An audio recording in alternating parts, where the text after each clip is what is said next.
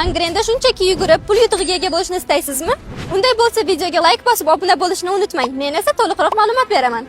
Angren shahrida katta marafonga start berilmoqda. 30 million so'm pul yutug'i va boshqa sovg'alar g'oliblarimiz uchun taqdim etilar ekan. Bu summani o'rinlarga bo'lib berishar ekan. Nechinchi o'ringa necha so'm mukofot berishini video oxirida aytaman. Marafon 7-dekabr, yakshanba kuni bo'lib o'tadi. Qatnashuvchilar soat 10:00 dan 12:00 gacha ro'yxatdan o'tishib, 12:00 da marafonga start berishar ekan. Start Angrendagi Sharq do'koni oldidan boshlansa, finish esa Yangiobod shaharchasida joylashgan Turbasi dam olish maskanida yakunlanadi. Oraliq masofa taxminan 15-16 kilometrni tashkil qiladi. Qatnashish mutlaqo bepul va qatnashuvchilar soni cheklanmagan. Marafonni Angren shahar hokimi Alisher Raimov ochib beradilar. Yoshlarga o'rnak o'laroq shahrimiz faxri sportchi Xolmurod Nurmatov ham ushbu marafonda xalq bilan birga qatnashadi. Marafonni Angren shahar hokimligi tashkillashtirayotgan bo'lsa, unga homiylik qilayotgan xususiy korxonalar Sharq supermarketi, Riderland bilyardi va Strong Life sport ozuqalar do'koni ushbu ro'yxatdan joy olgan. Demak, yutuqlarga kelsak, birinchi o'ringa 6 million, ikkinchi o'ringa 3,5 million, uchinchi o'ringa 2,5 million, to'rtinchi o'rindan boshlab 13-chi o'ringacha kelgan 10 kishiga 1 million 200 ming so'mdan, 14-chi o'rindan 23-chi o'ringacha kelgan yana 10 kishiga 600 ming so'mdan pul yutuqlari bo'lsa, yana 60 kishiga esdalik sovg'alari, jumladan Tefal, blender va shunga o'xshash sovg'alar bilan taqdirlanadi.